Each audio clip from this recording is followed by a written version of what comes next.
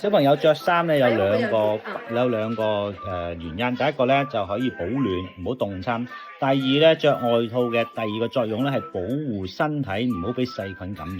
因為咧你啲手腳皮膚咧俾暴露外出咧，啲菌可以喺呢度入侵身體㗎。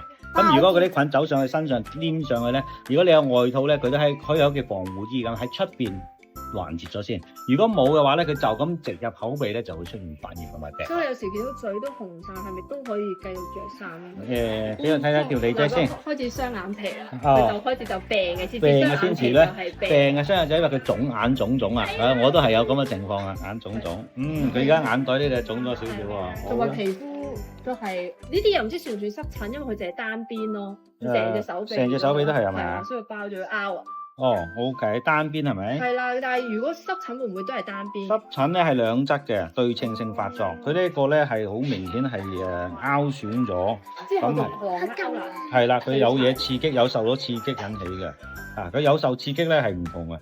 佢呢個咧，我有可能係俾揩到，或者佢本身入邊係潛咗啲毒素喺身上，潛上。我俾藥膏你搽一搽，我有隻軟化膏可以消炎。好易出汗咯，出汗都好犀利係咪？佢一唔舒服咧，個嘴紅咧就想咬個嘴啊。水紅咧就因為佢有內熱，但係小朋友攞內熱困住咧，佢就會有呢個反應㗎啦。